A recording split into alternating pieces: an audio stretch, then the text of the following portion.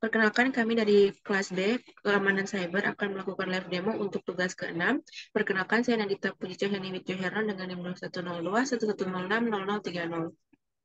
Perkenalkan, nama saya Dina Wowor dengan NIM 2102110600022. Baik, kita langsung masuk ke lab yang pertama. Baik, kita masuk ke lab yang pertama, yaitu Anatomy of Malware. Di sini terdapat sebuah objektif, jadi kita akan mencari dan menganalisis malware-malware tersebut.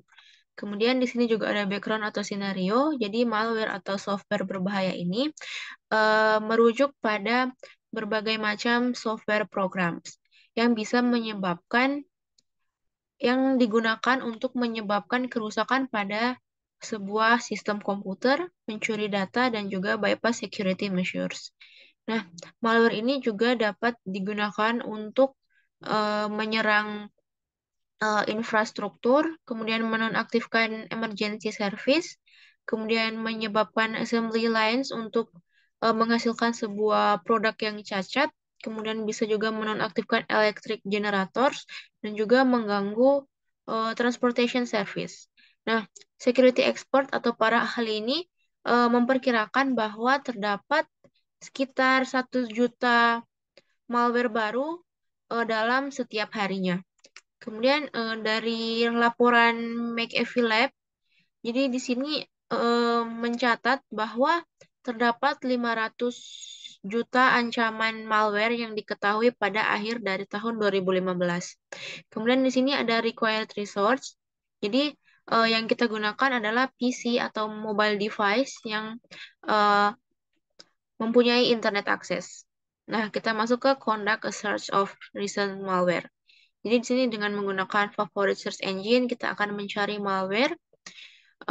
Di sini juga terdapat example dari tipe-tipe malware. Di sini terdapat Trojan, hoax, adware, malware, PUP, exploit, dan vulnerability.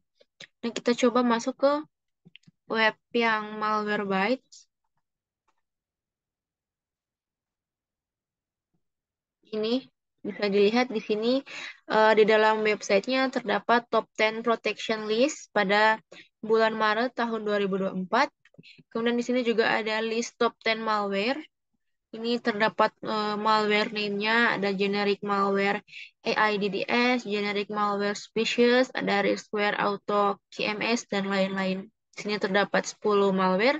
Kemudian di sini juga ada top 10 Mac malware, ada malware name-nya juga, ada OS X Research, ada adware operator Mac, OS X Genio. Kemudian di sini juga ada top 10 PUP, ada juga PUP name-nya, ada PUP optional bundle installer, ada PUP optional advanced system care, PUP optional web companion, dan lain-lain.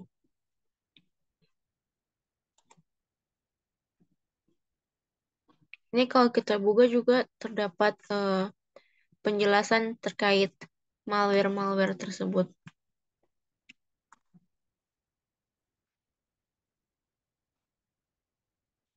Nih, jika kita buka yang generik, ini terdapat short bio-nya, kemudian ada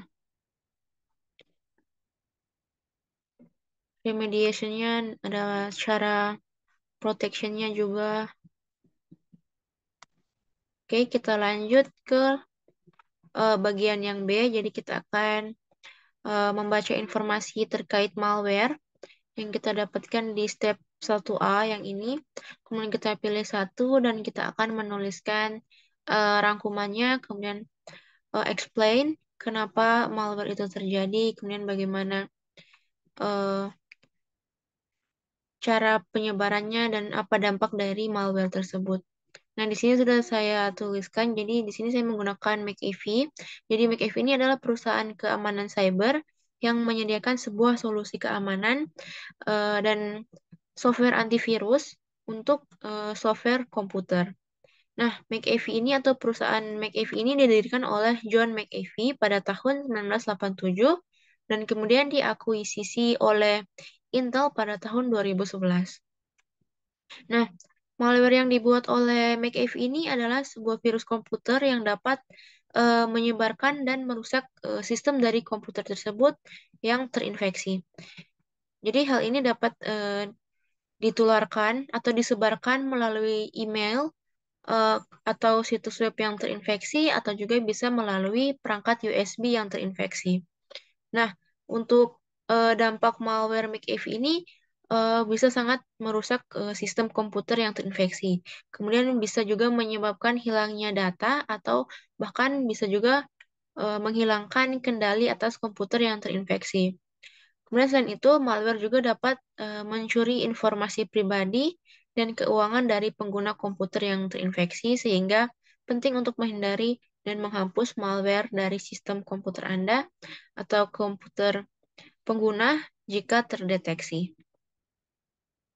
Jadi McAfee ini akan menularkan virus itu melalui email atau website yang sudah terinfeksi atau juga bisa dari perangkat USB. Oke, untuk lab selanjutnya akan dijelaskan oleh teman saya. Baik, selanjutnya kita masuk pada lab social engineering atau rekayasa sosial. Kemudian di sini dengan objektif yaitu meneliti dan mengidentifikasi serangan rekayasa sosial dan background dan skenario. Social engineering merupakan sebuah serangan yang bertujuan untuk membuat korban memasukkan informasi pribadi atau sensitif. Serangan ini dapat dilakukan oleh penyerang dengan memanfaatkan keylogger, ML phishing, atau metode tatap muka. Pada lab ini memerlukan penelitian rekayasa sosial dan identifikasi cara untuk mengenali dan mencegahnya. Dengan required resource atau sumber daya yang dibutuhkan yaitu PC atau perangkat seluler dengan akses internet. Untuk part yang kedua, read the following article. Jadi di sini kita sudah disediakan link di dalam modul dan pada bagian layar sebelah kanan di sini saya sudah membuka linknya. Dan sebelum saya melakukan video ini, saya sudah melakukan pencarian berdasarkan step 3, yaitu kita akan diminta untuk menjawab pertanyaan-pertanyaan yang ada di sini. Jadi saya menjawabnya berdasarkan link yang diberikan yang saya buka pada layar sebelah kanan. Di sini ada pertanyaan, what are the three methods used in social engineering to gain access to information? Atau apa 3 metode yang digunakan dalam rekayasa sosial untuk mendapatkan akses terhadap informasi? Jawabannya yang pertama ada electronic access, kemudian physical access, dan social media access. Oke, pada bagian B, what are three example of social engineering attacks from the first two method in step 2A? Atau apa saja 3 contoh serangan rekayasa sosial dari 2 metode pertama pada langkah 2A? Jawabannya, spear phishing melalui email, umpan dengan konten yang diinginkan atau tailgating, serta melakukan pretexting yang memanipulasi psikologis sehingga penyerang fokus pada pembuatan file. Bagian yang ketiga, why is social networking a social engineering threat? Atau mengapa jaringan sosial merupakan ancaman rekayasa sosial? Jawabannya, jejaring sosial biasanya mendorong orang untuk berbagai informasi pribadi beserta minat dan kebiasaan, seperti nama lengkap, tanggal lahir, kota asal, dan lainnya. Penyerang dapat menggunakan hal tersebut untuk merugikan orang yang memiliki data tersebut. Oke, untuk bagian D, how can an organization defend itself from social engineering attack? Atau bagaimana sebuah organisasi dapat mempertahankan diri dari serangan rekayasa sosial? Jawabannya, mengurangi jumlah insiden yang terjadi terkait keamanan seperti manipulasi psikologi, pemanfaatan pengguna internet dengan menguranginya untuk alasan penggunaan pribadi, dan pelatihan kesadaran keamanan bagi karyawan dengan mempelajari kebijakan dan prosedur yang ada. Untuk bagian yang terakhir, what is the SENS Institute which authored this article? Atau apa SENS Institute yang menulis artikel ini? Jawabannya, SENS adalah institusi yang bergerak pada bidang keamanan informasi yang menyediakan serta menawarkan layanan-layanan seperti verifikasi, sertifikasi, pelatihan, dan sebagainya. Demikianlah demo dari kami mengenai tugas untuk modul yang ke-6. Mohon maaf jika masih ada kesalahan dalam pengisian atau penyebutan kata dan terima kasih.